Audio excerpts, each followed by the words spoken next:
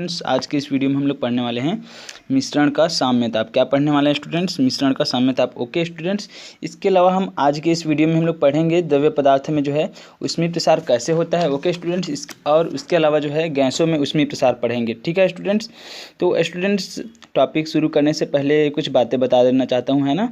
जो आप लोगों का जो पिछला क्लास था उसमें मैं वीडियो नहीं बना पाया था क्योंकि मेरा एग्ज़ाम चल रहा है। ओके, इसके अलावा स्टूडेंट्स जब हम लोग पिछली क्लास जो है पढ़े थे ना, इससे पहले जब मैं क्लास लिया था तो स्टूडेंट उसमें एक उदाहरण बताया था, तो उस उदाहरण को जो है शुरू से समझ लीजिए, है ना। ठीक है स्टूडेंट्स, उसमें थोड़ा सा क्लियर नहीं हो पाया था तो आप लोग समझ लीजिए, क्लियर कर लीजिए। जैसे कि ये दो खंभा है ना, ऊष्मीय प्रसार के बारे में बता रहे थे। दो खंभा के बीच में जो है जो वायर जो रहता है उसको टाइट क्यों नहीं रखा जाता है ना, ऐसा टाइट क्यों नहीं रखा जाता, बल्कि जो है उसको जो है ऐसा थोड़ा सा ढीला रखा जाता है ना। क्यों रखा जाता है ऐसा, आप लोग सोचते भी होंगे। तो स्टूडेंट इसका रीज़न ये है कि क्या होता है स्टूडेंट, जैसे जो है जो वायर जो रहता है, तो वायर को अगर हम क्या कर देंगे स्टूडेंट्स, ऐसा टाइट रखेंगे तो किसी भी पदार्थ में क्या होता है स्टूडेंट, जैसे ही जो है ताप बढ़ता है तो उसमें जो है क्या होता है, प्रसार होता है। लेकिन जब ताप जो है घटने लगता है तो स्टूडेंट उसमें क्या होता है, संकुचन होता है। ओके, क्या होता है स्टूडेंट, संकुचन। तो यदि हम क्या करते हैं, वायर को जो है अगर जो दो खंभे हैं उनके बीच जो वायर जो लगी हुई होती है, उसको हम क्या करेंगे स्टूडेंट्स, अगर टाइट रखेंगे ऐसा, है ना, तो जैसे ही क्या होगा, मौसम जो है ठंडा होगा या फिर क्या होगा, तापमान गिरेगा। ठीक है ना, तापमान में गिरावट आएगी तो इसमें क्या होगा स्टूडेंट, संकुचन होगा और वायर जो है क्या हो सकता है स्टूडेंट, टूट सकता है। इसी कारण से जो है इनको जो है जो वायर जो रहता है उनको जो है ऐसा टाइट नहीं रख करके क्या रखा जाता है स्टूडेंट्स, ये जो है ऐसा ढीला रखा जाता है, ताकि क्या हो, जब ठंड का मौसम आए तो ये क्या हो, संकुचित हो, और संकुचित हो फिर क्या ना हो, टूटे ना। समझ में आया? क्योंकि ये ढीला रहेगा तो संकुचन होगा, टूटेगा क्या स्टूडेंट्स, नहीं टूटेगा। ओके स्टूडेंट, समझ में आया? तो अब आगे हम लोग जो है टॉपिक पर डिस्कस करते हैं ना, पढ़ते हैं। तो स्टूडेंट्स कई स्टूडेंट्स लोगों ने जो है मतलब मैसेज किया था कि सर मिश्रण का साम्य ताप जो है वो छूट गया है करके। तो ये जानबूझ करके मैं छोड़ दिया था स्टूडेंट्स, क्योंकि ये जो है उतना ज़्यादा इंपॉर्टेंट नहीं है, फिर भी जो है आप लोग बोले हो, है ना, तो इस कारण से जो है मैं इस पर जो है पढ़ा देता हूँ इसको। ठीक है स्टूडेंट्स, तो चलिए ध्यान से समझिएगा, मिश्रण का साम्य ताप। ठीक है, हमारा जो टॉपिक जो है वो है मिश्रण का साम्य ताप। तो यहाँ पर जो है मिश्रण का साम्य ताप कहने का मतलब क्या है, साम्य मतलब होता है समान। ठीक है, तो जो मिश्रण बनता है वो जो है भले ही अलग अलग पदार्थों से मिलकर के बना हो, है ना, लेकिन अगर वो जो पदार्थ जिनसे मिलकर के बने हैं वो उनका ताप अगर अलग अलग है, फिर भी क्या होता है, अगर हम एक मिश्रण बनाते हैं तो उनका जो ताप क्या हो जाता है स्टूडेंट्स, समान हो जाता है, मतलब साम्य हो जाता है। साम्य मतलब समान। ओके स्टूडेंट्स, कैसे? जैसे कि यहाँ पर उदाहरण के रूप में हम लोग समझेंगे। जैसे कि मान लीजिए आप एक गिलास क्या ले लिए, यहाँ पर पानी ले लिए, एक गर्म पानी ले लिए, और एक गिलास जो है क्या ले लिए स्टूडेंट्स, ठंडा पानी ले लिए। अब दोनों को क्या किया, आप जो है आपस में इनको जो है मिला दिए, मिश्रण बना दिए। तो इनका ताप क्या हो जाएगा स्टूडेंट्स, इनका ताप जो है मान लीजिए कोई भी तीसरा पात्र लेते हैं। अब उसमें क्या कर देते हैं, ये दोनों पानी को आप डाल देते हो इसमें। ठीक है स्टूडेंट्स, तो ये जो है ये तो गर्म था पहला जो है, और ये क्या था, ठंडा था। लेकिन दोनों को जैसे ही आप मिला दोगे तो यहाँ पर क्या हो जाएगा स्टूडेंट्स, ये जो है इनका ताप जो है समान हो जाएगा, ना ही ये जो है ठंडा रहेगा और ना ही गर्म रहेगा, बल्कि दोनों का जो है एक जो है आपको साम्य ताप क्या होगा, मिलेगा, आपस में मिश्रित होने के बाद, मिलने के बाद, मिश्रण बनने के बाद। ओके स्टूडेंट्स, तो इसी चीज़ को हम क्या करेंगे यहाँ पर जो है समझेंगे न्यूमेरिकल के माध्यम से। ठीक है स्टूडेंट्स, तो चलिए हम लोग पढ़ना शुरू करते हैं। तो इसके लिए आपको करना क्या है, सबसे पहले तो इसके लिए आपको ये करना है स्टूडेंट्स, इसमें जो है आपको क्या करना है ना, आपको जो है दो अलग अलग बाल्टी में क्या करना है, पानी को जो है गर्म करना है। मतलब एक में जो है गर्म पानी चाहिए और दूसरे बाल्टी में क्या चाहिए आपको, ठंडा पानी। तो जैसे कि मान लीजिए हम जो है दो बाल्टी ले लेते हैं। ठीक है स्टूडेंट्स, तो दो बाल्टी ले लेते हैं, एक बाल्टी क्या हो गया, ये वाला हो गया, और दूसरा बाल्टी ये हो गया। ठीक है ना, अब दोनों में हम क्या ले लेते हैं स्टूडेंट्स, पानी ले लेते हैं, और पानी लेने के बाद हम क्या करेंगे, एक को जो है गर्म करेंगे, तो ये हो गया, क्या हो जाएगा, ये जो है ए वाला जो है इसको हम गर्म कर देते हैं, और इसको जो है क्या कर रखते हैं स्टूडेंट्स, इसको ठंडा रखते हैं। ठीक है ना स्टूडेंट्स, अब इसके बाद हम क्या करते हैं, दोनों में से जो है एक एक लीटर क्या ले लेते हैं, एक एक लीटर पानी ले लेते हैं, एक ले लेते हैं गर्म पानी और दूसरा क्या ले लेते हैं स्टूडेंट्स, ठंडा पानी। ठीक है, तो जो पहला जो पानी है, जो गर्म पानी है, इसका तापमान मान लीजिए कितना है, लगभग जो है मान लीजिए 80 डिग्री सेंटीग्रेड। कितना है स्टूडेंट्स, 80 डिग्री सेंटीग्रेड। ओके, और दूसरा जो पानी है, ठंडा पानी है, वो कितना है, 20 डिग्री सेंटीग्रेड। कितना है students, 20 degree centigrade. Okay, 20 degree centigrade है। अब मान लीजिए एक जो है 80 डिग्री सेंटीग्रेड है, दूसरा जो है 20 डिग्री सेंटीग्रेड है। अब इसके बाद हम क्या करते हैं, इसको तीसरा पात्र लेते हैं, तीसरा कोई भी बर्तन लेते हैं ना। अब उसमें क्या कर देते हैं स्टूडेंट्स, हम इसको जो है डाल देते हैं। ओके, तीसरे पात्र में हम डाल देते हैं।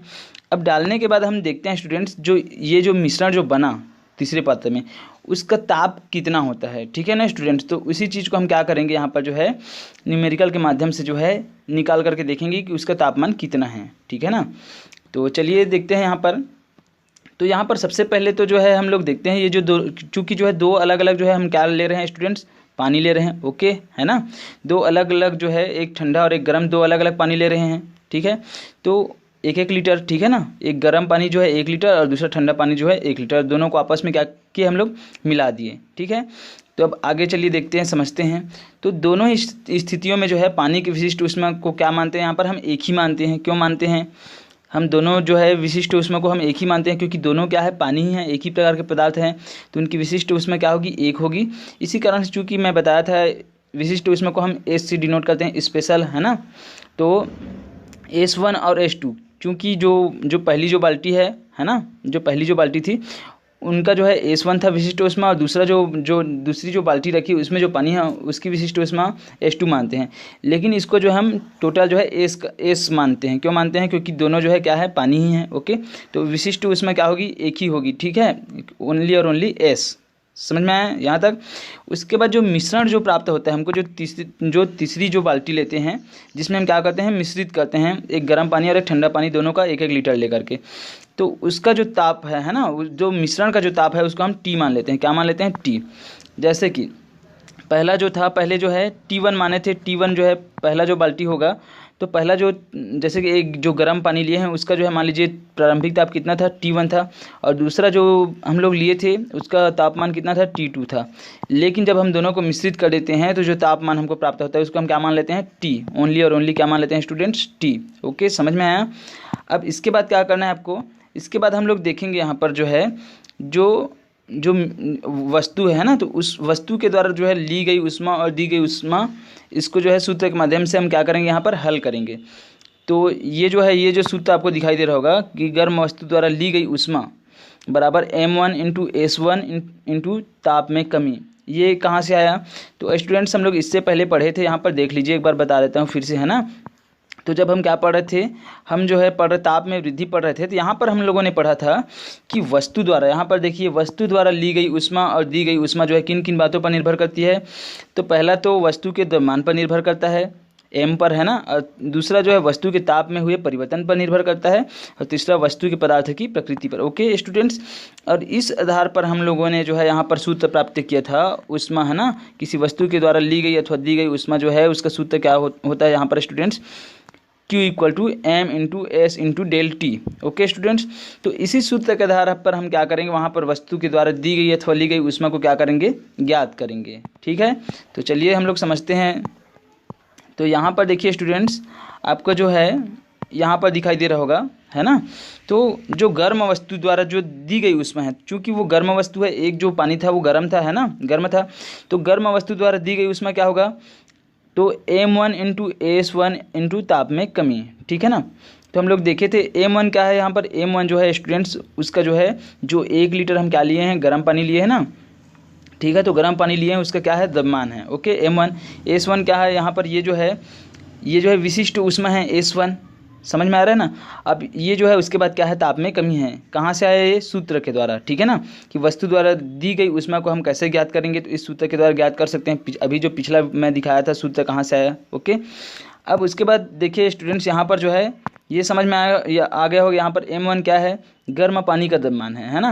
और T1 क्या है स्टूडेंट्स, यहाँ पर उसके बाद जो है यहाँ पर देखिए, है ना। और S1 जो है क्या है, यहाँ पर S1 जो है विशिष्ट ऊष्मा है गर्म पानी का। ठीक है ना। अब उसके बाद जो है तापमान में कमी हुई है। क्यों तापमान में कमी हुई है, क्योंकि तापमान में परिवर्तन को है ना, सूत्र के अनुसार तापमान में परिवर्तन को दर्शाना है, तो स्टूडेंट्स तापमान में कमी होगी। क्यों, क्योंकि कोई गर्म वस्तु है, अब उसको हम क्या कर रहे हैं, किसी ठंडे वस्तु के मतलब उसके जो है संपर्क में ला रहे हैं, मिश्रण बना रहे हैं, तो ऊष्मा हमेशा जो है गर्म गर्म वस्तु से ठंडे वस्तु की ओर क्या होगी, प्रभावित होगी, है ना। समझ में पा रहे हो ना। तो क्या होगा, जो गर्म वस्तु जो होगा उसका तापमान में क्या होगी, उसकी तापमान में जो है उसके तापमान में कमी होगी। ओके, इसी कारण से यहाँ पर तापमान में कमी लिखे हैं। ठीक है स्टूडेंट्स, अब आगे देखिए, यहाँ पर समझिए, अब आगे जो है यहाँ पर m1 इंटू S1 ये तो हो गया। अब ये T1 माइनस टी ये कहाँ से आया है ना, तो समझ लीजिए ये तापमान में कमी को दर्शा रहा है। ठीक है स्टूडेंट्स, क्योंकि जो वस्तु जो थी वो गर्म थी और गर्म वस्तु का तापमान कितना था स्टूडेंट्स, ये था, ये गर्म वस्तु का तापमान जो था वो T1 था। क्या था? T1। अब चूंकि जैसे ही मिश्रण बनता है तो हम लोग मिश्रण का तापमान यहाँ से हम लोग लिए हैं कि मिश्रण का जो तापमान था उसको हम क्या मान लिए हैं? टी मान लिए हैं ना स्टूडेंट्स। तो अगर तापमान में कमी हो रही है तो अभी अधिकतम तापमान किस में था? T1 में था, क्योंकि गर्म था। और मिश्रण होगा तो इसमें तापमान में गिरावट आएगी ना, तो कितना गिरावट आया या फिर तापमान में कितनी कमी हुई, तो उसके लिए हमको जो है जो अधिक तापमान से जो है कम ताप को घटाएंगे, है ना, तब क्या आएगा, जो भी उसमें कमी आई है वो हमको पता चलेगा। इसी कारण से यहाँ पर जो है T1 माइनस टी ऐसा किया गया है। ओके, समझ में आया। उसके बाद जो है फिर क्या करेंगे हम, जो दूसरी जो पानी थी, है ना, दूसरा जो पानी था दूसरे गिलास में जो क्या थी? ठंडी थी, तो उसके द्वारा ली गई ऊष्मा, क्योंकि वो ऊष्मा लेगी, ठीक है ना, तो ठंडी वस्तु के द्वारा ली गई जो ऊष्मा जो है ना, पानी जो ठंडा जो पानी था, तो ठंडी वस्तु के द्वारा ली गई ऊष्मा क्या होगी? तो वो होगा m1 इंटू, है ना, m1 इंटू S2 इंटू ताप में वृद्धि। ऐसा क्यों हो रहा है? m2 क्या है स्टूडेंट्स? m2 जो है जो ठंडा पानी है उसका क्या है? यहाँ पर द्रव्यमान है, मास है ना, द्रव्यमान है। अब इसके अलावा जो है H2 क्या है? H2 जो है जो ठंडा पानी था, ठीक है ना, उनका क्या है? विशिष्ट ऊष्मा। ओके, अब यहाँ पर ताप में वृद्धि होगी। ओके, ताप में परिवर्तन में क्या हो? ताप में परिवर्तन यहाँ पर क्या होगी? वृद्धि होगी। क्यों वृद्धि होगी? क्योंकि वो जो है गर्म पानी के संपर्क में आ रहा है, कौन? ठंडा पानी, ठीक है ना। इसी कारण से क्या होगा स्टूडेंट्स? ताप में वृद्धि होगी। समझ में आया यहाँ तक? अब यहाँ पर देखिए m2 इंटू S2 ये तो ठीक है, यहाँ पर देखिए m2 इंटू S2 है, लेकिन यहाँ पर जो है अब ताप में वृद्धि को हम कैसे दर्शाएंगे? तो ताप में वृद्धि को दर्शाने के लिए स्टूडेंट्स, अगर ताप में वृद्धि हो रही है ना, तो वृद्धि हो रही है तो उसमें हमको क्या करना पड़ेगा? जो अधिकतम जो ऊष्मा है उसमें जो निम्न ऊष्मा है उसको क्या करेंगे? हम घटाएंगे। तो देखिए स्टूडेंट्स, अगर कोई जैसे कोई वस्तु है ना, जैसे कि हम अभी पानी की ही बात करते हैं, तो ठंडा पानी जो था, ठंडा पानी का जो प्रारंभिक ताप था वो कितना था स्टूडेंट्स? T2। कितना था? T2। ओके, जो पानी जो था, जो ठंडा पानी था उनका जो है प्रारंभिक तापमान कितना था? T2। ओके, और उसके बाद जो मिश्रण जो बना उनका जो तापमान था वो कितना था? T था। तो मिश्रण बनने के बाद जो ठंडा जो पानी था वो क्या होगा? गर्म होगा, है ना, क्योंकि गर्म पानी के संपर्क में आया है, इस कारण से। तो अधिकतम तापमान किसका होगा? T का होगा, और निम्नतम तापमान किसका होगा? T2, है ना। अधिकतम तापमान T होगा और न्यूनतम तापमान कितना होगा? T2। तो अगर हम जो है इसमें से हम जो है क्या करेंगे, ताप में कितनी वृद्धि हुई अगर हम निकालना चाहते हैं, ठीक है ना, तो हमको क्या करना पड़ेगा? जो अधिकतम तापमान है उसमें से जो है न्यूनतम तापमान को क्या करना पड़ेगा? घटाना पड़ेगा। इसी कारण से स्टूडेंट्स यहाँ पर हम किए हैं, क्या किए यहाँ पर? T माइनस T2 किए हैं। ओके, समझ में आया क्यों किए हैं? हो गया ना। अब उसके बाद देखिए, अब हम क्या जानते हैं स्टूडेंट्स, ऊर्जा संरक्षण के नियमानुसार हम क्या जानते हैं कि मिश्रण विधि से ली गई ऊष्मा जो है दी गई ऊष्मा के क्या होती है? बराबर होती है ना। मिश्रण विधि से जो ली गई ऊष्मा है और दी गई ऊष्मा दोनों आपस में क्या होते हैं स्टूडेंट्स? बराबर होते हैं। क्यों? क्योंकि जब मिश्रण बना रहे हैं तो उसमें जितनी ऊष्मा, मतलब एक वस्तु के द्वारा जो है एक जो पदार्थ है उसके द्वारा दी जा रही है, तो दूसरा जो है उतना ही पदार्थ क्या कर रहा है? उसको ले रहा है, लेकिन मिश्रण का तापमान तो समान है ना। इसी कारण से जो है ऊर्जा संरक्षण के नियमानुसार क्या है? मिश्रण विधि द्वारा ली गई ऊष्मा जो है दी गई ऊष्मा क्या होती है? बराबर होती है। इसी कारण से इसको आप मान लीजिए, क्या मान लीजिए, जैसे कि ये जो पहला जो है इसको मान लीजिए आप समीकरण 1, दूसरा इसको मान लीजिए आप समीकरण 2। ओके, अब समीकरण 1 और 2 से क्या हो जाएगा? ये जो है समीकरण 1 और 2 हो गया। अब ये जो ऊर्जा संरक्षण के नियमानुसार जो है मिश्रण विधि से ली गई ऊष्मा और दी गई ऊष्मा आपस में बराबर होती है, इसको आप समीकरण मान लीजिए 3। तो जब समीकरण 3 में जो है जो समीकरण 1 और 2 का मान को जो है समीकरण 3 में रख देते हैं, तो हमको कौन सा सूत्र प्राप्त होता है?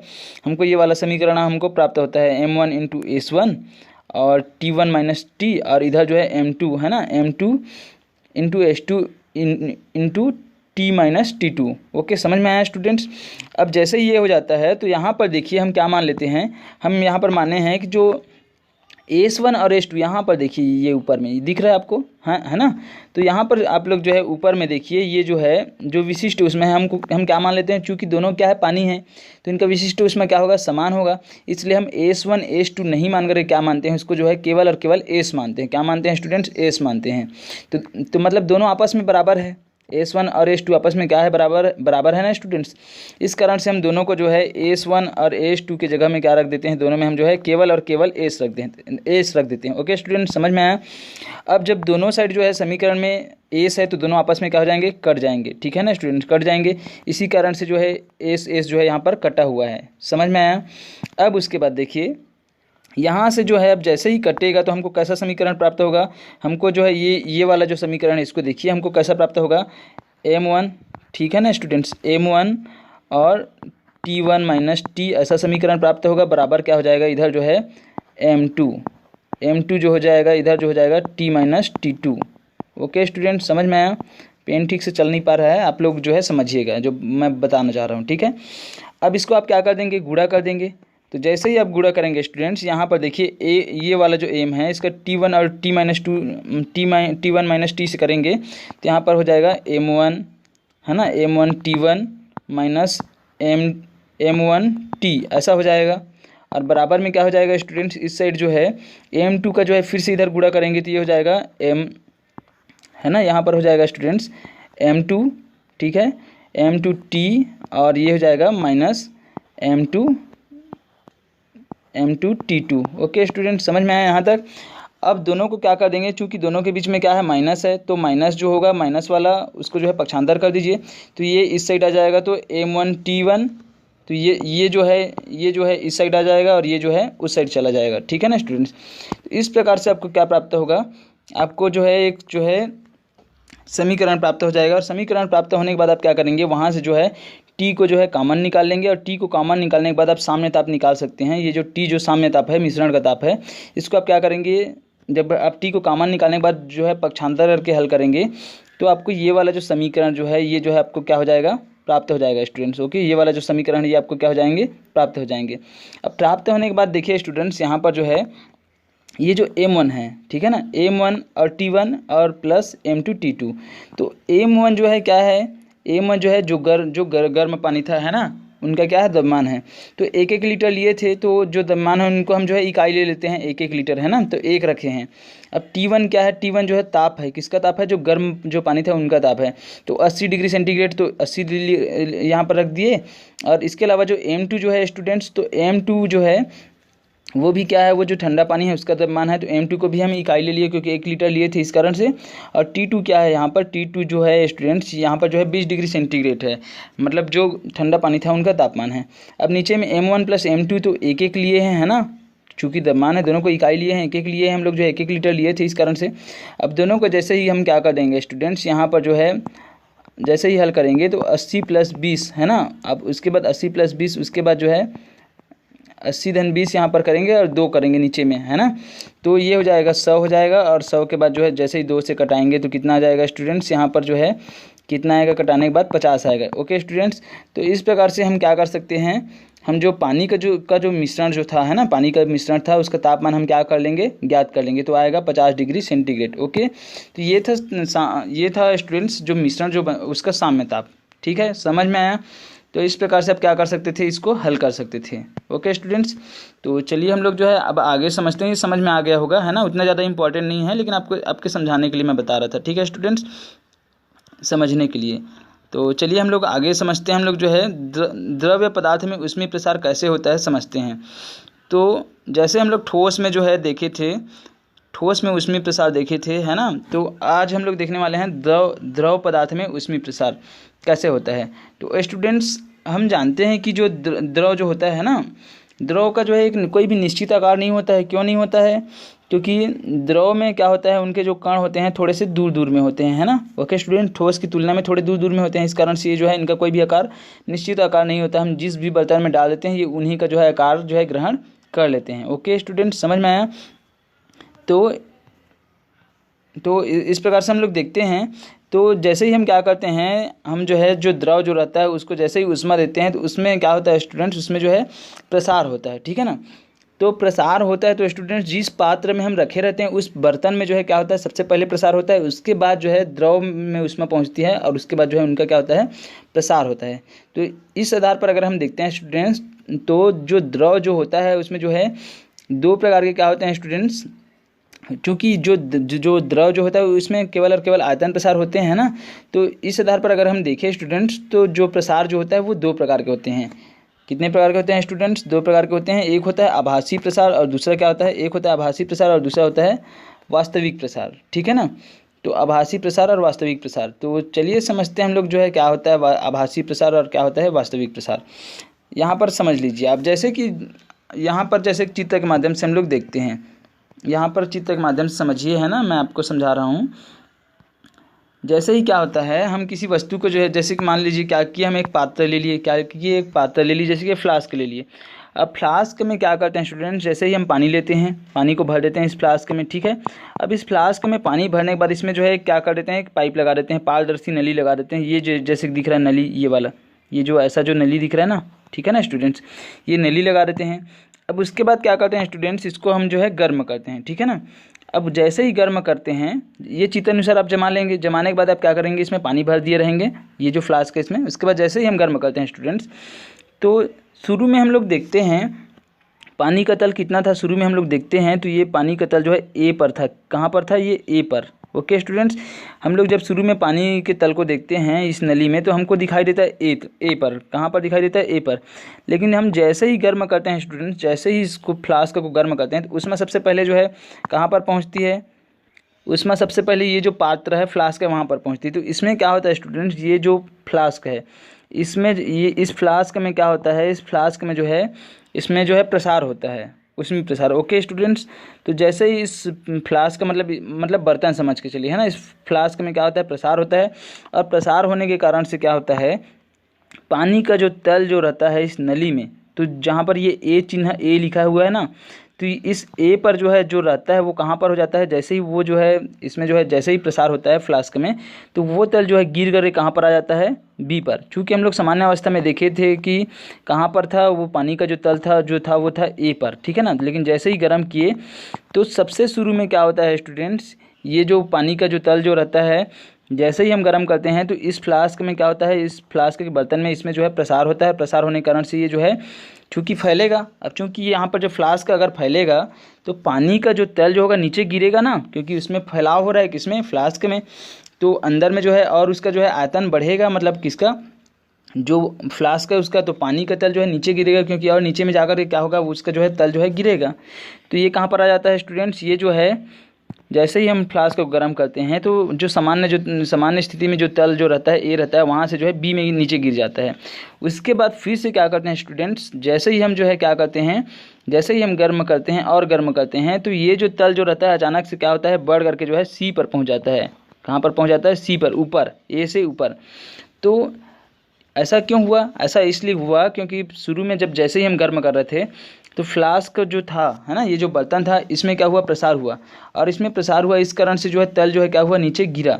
लेकिन जैसे ही और गर्म करते हैं तो अब उसमें जो है फ्लास्क से कहाँ पहुँच चुकी है, इसमें जो द्रव भरा हुआ है ना, पानी, ठीक है ना, उसमें पहुंच चुकी है। इसमें जो द्रव भरा हुआ है उसमें, और वो जो द्रव जो रहता है क्या होता है, जैसे ही वो जो है उसमें जो है ऊष्मा पहुंचती है, तो उस द्रव में क्या होता है, उसमें प्रसार होता है। और इस कारण से जो पानी का जो तल रहता है वो जो है जो नीचे गिरी हुई रहती है बी तक, वो जो है फिर से कहाँ चली जाती है, सी में पहुँच जाती है। ए से जो है और आगे चली जाती है सी में। ओके स्टूडेंट्स, अब यहाँ पर देखिए, यहाँ पर हमको जो है जैसे ही जैसे ये क्रियाकलाप कर लेते हैं, तो हमको यहाँ पर क्या लग रहा था शुरू में, जैसे ये हो जाता है तो हम देखते हैं तो हमको लगता है स्टूडेंट शुरू में कितना था, शुरू में जो है सामान्य स्थिति में इनका तल जो था कहाँ पर था, ए पर था।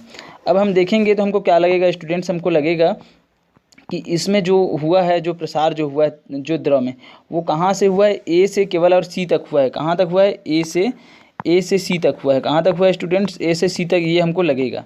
लेकिन ये जो है क्या है स्टूडेंट्स, ये जो है आभासी प्रसार है। क्या है, आभासी प्रसार, क्योंकि ए से सी तक बस नहीं हुआ है, बी से सी तक जो है प्रसार हुआ है। ठीक है ना, लेकिन हमको देखने से वही लगता है। समझ में आया।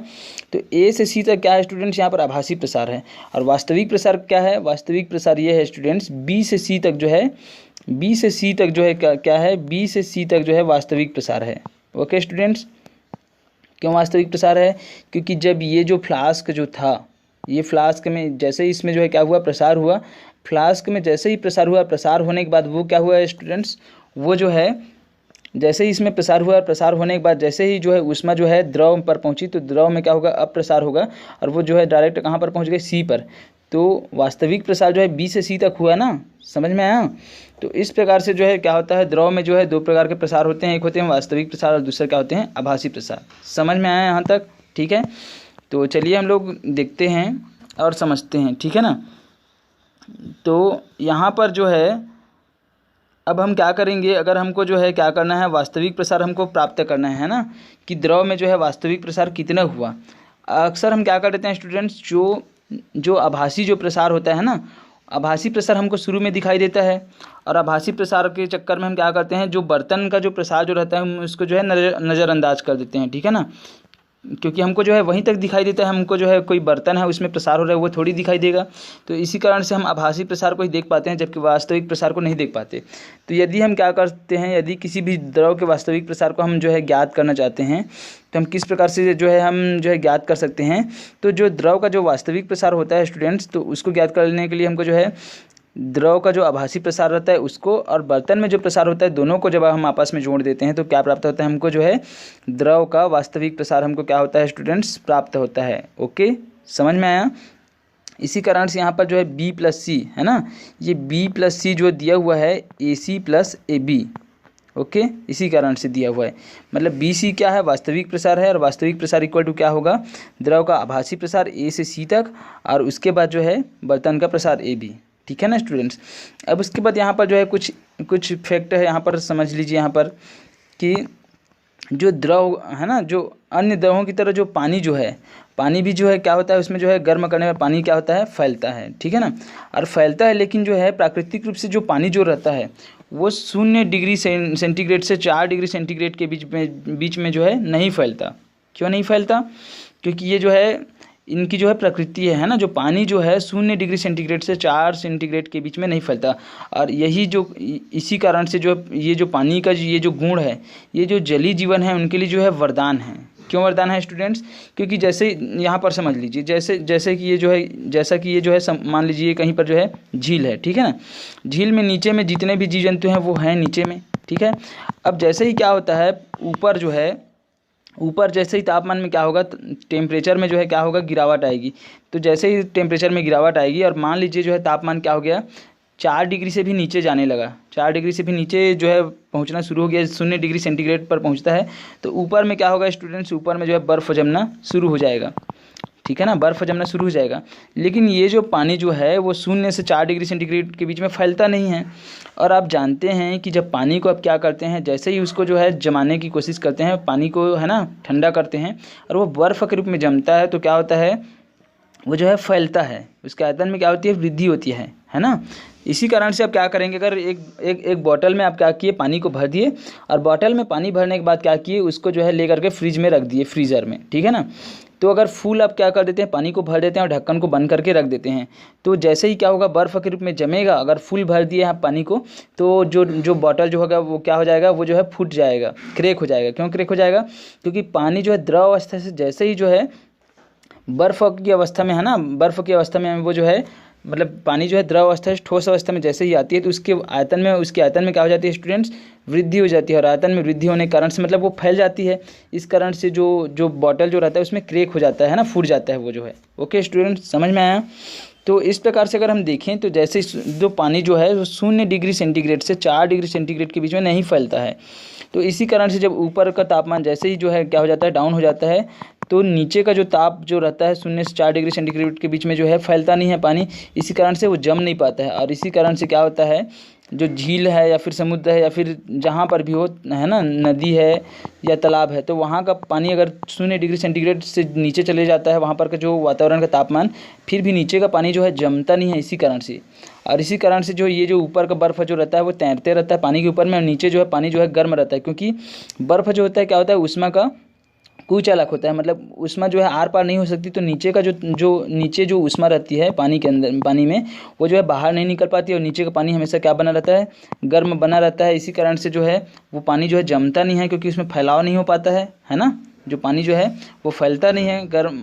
ओके स्टूडेंट्स, और इसी कारण से जो जीव जंतु है वो जीवित रहते हैं। समझ में आया?